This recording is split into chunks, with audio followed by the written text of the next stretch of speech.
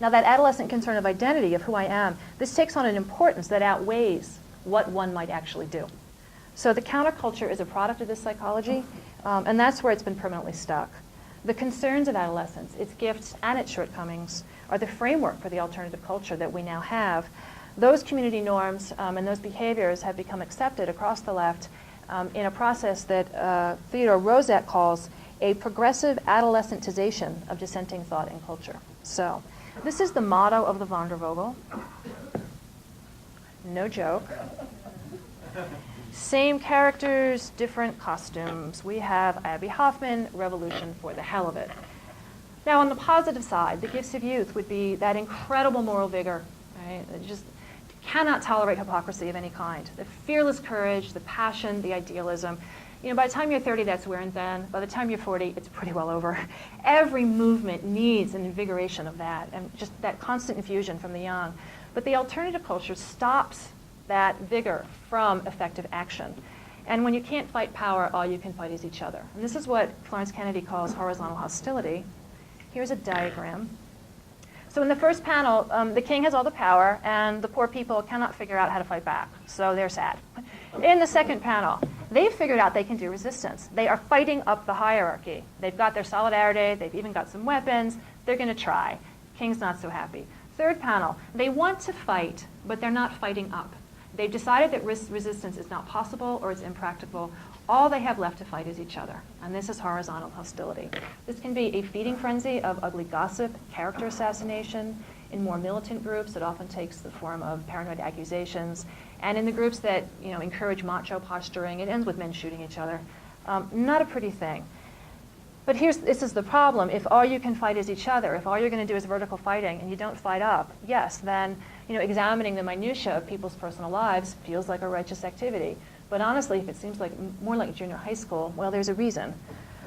So the final problem with the alternative culture, the Wandervogel created this image of the peasant. Okay, so these were people who supposedly were authentic, they were anti-rational, and they lived in a state of nature. Now, there were actual peasants in Germany. This bore no relation to their lives. They could have used some solidarity, but the Wandervogel project was not about solidarity. So they get transplanted to the United States. Well, there aren't actually peasants in the United States. So two groups of people get sort of pressed into service for the psychological needs of the privileged. And this generally is African Americans and Native Americans. And so you have crap like this. Native Americans especially get cast as emotional, natural, authentic. I'm hoping I don't have to explain how offensive this picture is. So on the alternative side, cultural appropriation is certainly the norm. If we had a true oppositional culture, obviously, the cultural reclamation, protection of sacred ceremonies would be a #1 task, as well as building solidarity across those differences. Okay, so let me tell you how this works in a successful resistance movement. The people over 30 have laid a lot of the groundwork, usually for a generation or two. In the civil rights movement, you had the Harlem Renaissance and the Pullman Porters. That's the bridge between slavery and the civil rights movement. They take a culture of survival and they turn it into a culture of resistance. So they're building self-respect, cultural pride, political experience, and material resources. And all four of those are really important. So it's like they're piling up all this driftwood, and they're even sprinkling some lighter fluid around on it. And all of that is really necessary. And then somebody strikes the match, and it's always the young. So you get the 4 college students who are willing to sit down at the lunch counter and face the angry mob. The 4 students who kicked us off, actually, the 3 of them had known each other since childhood. They were college roommates. 2 of them had been trained at Highlander at the school there. So this doesn't just spontaneously arise. Really, this had been 2 or 3 generations of planning. That's not in any way to detract from the courage of those 4 students who started. And it's really important to recognize that it's always the young who strike that match. Okay, that's where you get the courage, each and every time. So here's the college students. Then you get even younger kids. So this was the Children's Crusade. And these pictures electrified the world. The fact that anybody would turn a fire hose on a 12-year-old is pretty appalling. And then even younger children. So here we've got little Ruby Bridges single-handedly desegregating the Louisiana public school system. If you don't know her story, she has a memoir, but yeah, a 6-year-old. And I got to say that it's we don't have any right to be standing on the sidelines while our planet is murdered, saying there's nothing we can do, there's nothing we can do, when a 6-year-old can produce this kind of courage, right? Okay, the British suffragettes follow a very similar pattern. You've got 3 generations of people who are engaged in suffrage, labor concerns, and abolition. So there's this whole sort of ferment of revolutionary activity going on. Emmeline Pankhurst, who's one of the leaders of the British suffrage movement, she had Uncle Tom's Cabin read to her as a bedtime story. And she wrote in her journal, "Young as I was, I could not have been older than 5 years. I knew perfectly well the meaning of the words slavery and emancipation." Now that's a culture of resistance. In turn, her daughters, Christabel and Sylvia, are raised in the struggle. They used to cry because they were too young to go to political meetings, which I think is very cute. And then one day, Sylvia says to her mom, "How long you women have been trying for the vote. For my part, I mean to get it." And so Emmeline writes in her journal, was there a difference between trying for the vote and getting the vote? And she realizes what she has to do. If she could bring together that fearless courage of the young and the experience of the old, she would create a movement that could do it. And she was right, and that was what she did. And hence she created the WSPU. They did massive, relentless civil disobedience. They were tortured in jail with force feeding. Parliament passed a law saying that they could be tortured. So just flat out, yes, we're going to torture you. And Christabel escalates the troops. So from that point, they do arson. They blew up mailboxes, golf courses, historic buildings, and train stations. And they did all of that wearing corsets, which meant that they couldn't breathe. So they're running through the dark fields, being chased by police, encumbered in 30 pounds of skirting, climbing walls and scaling fences, and blowing up buildings. And that is how women won the vote, was through arson. Gandhi was actually a big fan of the suffragettes. He subscribed to 3 different London newspapers so that he could keep up with their actions. So yeah, that was how they did it. They were brilliant strategists, and they were loved by their movement. Now, the left now has this terrible tendency to cannibalize their leaders. This was not always the case. This is Emmeline. And that has everything to do with those cultural norms created by the adolescent brain. There's this knee-jerk reaction to all authority, rather than valuing the people who can be our leaders. So resistance movements need a constant infusion of courage and idealism that are the gift of youth. They also don't, they don't get anywhere without that, but what they also need is the experience, the stability, and the long-range planning that adults bring. So this is the take-home point. Cultures of resistance are always multi-generational, because you need both sides of that. Breaking the natural bonds between the young and the old, it means that political experience never accumulates. What it also means is that the young right now are not being socialized into a culture of resistance. They're being socialized into this incredibly toxic culture created by corporate America, which wants us cruel, stupid, and ugly, and frankly, they're winning. That culture has everything to gain by destroying our capacity for community, let alone our capacity for resistance. What we need is organized political resistance. So the task of an activist is not to navigate around systems of oppression with as much personal integrity as possible. It's to dismantle those systems. Thank you.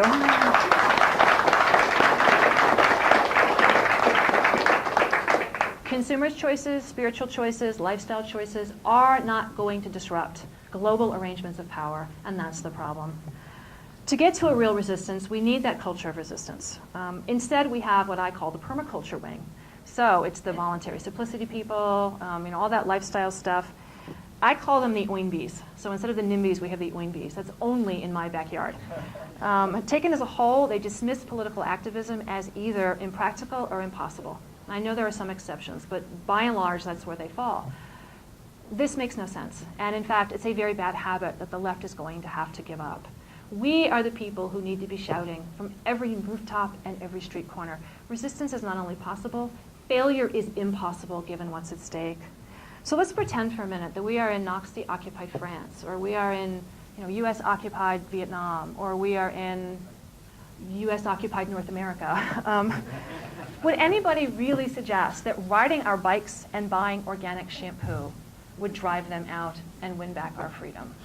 I don't think so. Now, I know that we have an emotional reluctance to naming perpetrators. It's always hard to name a perpetrator, right? They do have names and addresses. More important, the infrastructure of industrial civilization is incredibly vulnerable, a point to which I will return. So how would a resistance movement be organized? Well, throughout history, you've got the culture of resistance that builds the new institutions that will be prepared to take over as the old system comes down. And then you've got the frontline resistance that does the actual confrontations with power. Now, I want to be clear that when I say combatants, words like combatant, that does not have to mean violence. the distinction is not between violence and nonviolence. The distinction is between doing something and doing nothing. So it's between confronting power in some direct way and submitting to power. So we need lots and lots of people to do that standard work that the culture of resistance does. Local economies, participatory democracy, systems of justice, all of that, especially that loyalty and material support. And what am I trying to say? Okay, yeah, and the direct support for the frontline resistance. That is like the key moment where you decide whether you're really a culture of resistance. And the vast majority of people involved in any kind of resistance, even as a concept, I think we just need to accept that the vast majority of them aren't going to do shit. And that's okay. Because in regular armies, only 2% ever take up weapons. So the other 98% of the armed forces just do the support work. The same is true with the IRA. Only 2% ever took up weapons. The other 98%, they did the support. Most people don't really have the personality for it, or they can't take the risk for reasons that are totally legitimate. What you need always is that 2%. So all of this, the last 30 minutes, the last 30 years, this is for you who are the 2%, because I know you're here, and you are the people that I want to talk to. Because we need to take down industrial civilization. We need warriors who will put themselves between what is left of this planet and fossil fuel. Now that could be done nonviolently. If we hit the numbers, we could shut this party down by midnight. I don't see the numbers. I would love to be wrong. I would, in fact, vastly prefer to wage this struggle nonviolently, but I don't see the numbers, and my longing will not bring them forth. And it's a little late in the day for millennialism. So, given a realistic assessment of what we actually have, the only viable strategy that I can see is direct attacks on infrastructure. In very plain terms, we need to stop them. Now, this is not a game for children, and this revolution is not for the hell of it. We need a serious underground organization that has the discipline, the training, the command structure, and the strategic savvy to coordinate decisive attacks on a continental scale. And we needed it yesterday. And it would be really great if the permaculture wing would get on board and provide that loyalty and material support. But at the very least, they've got to stop saying that this can't be done. It can. The only real question is, why aren't we doing it? And I hate that the answer may be that we are the people who benefit from this repulsive arrangement of power. So, not only can it be done, there are books that will tell you how. This is from the U.S. Field Manual on Guerrilla Warfare. This was actually paid for by your tax dollars, so you might as well read it. Just saying. Asymmetric warfare. If there was ever an asymmetric conflict, this is it. So these are the 6 principles. This is when one group has all the money and all the weapons and all the power, and the other group doesn't have crap. This is not a pitched battle. You are not trying to fight and hold ground. What you're especially after is cascading systems failure, okay? And that is the phrase for this movement, cascading systems failure. You accomplish your objectives as swiftly as you can, and then you disappear, okay? You're not trying to hold ground. And I want to add, I shouldn't have to, but let's add this. The point is not to make a statement. It's to have a decisive material impact, okay? In other words, you bring it down. Now, the reason you can learn about asymmetric warfare in places like West Point and the U.S. Army and in training camps all over the world is because it works. The principles have been honed for decades. As a strategy, direct attacks on infrastructure is highly effective. So please stop saying that this doesn't work. Now, beyond the general principles, you can learn about target selection. And I got to say, this hits my happy spot. Criticality, how important is it? Vulnerability, how tough is it? Accessibility, can you get to it? Recuperability, what would it take to repair it? Suddenly, some things start to make some sense. For instance, why groups like the ELF have had no real decisive success? Well, it's the targets. All the targets that we've chosen have low criticality and high recuperability. That's very typical for resistance groups that lack training, okay? It's the targets. It's not the commitment, it's not the courage, it's the targets. They're chosen for their accessibility, okay? But those targets are not in any way critical, and they are very easy to repair. This is your basic Starbucks Windows strategy. I say this as someone who has smashed her share of Windows. I have personally destroyed thousands of dollars of property.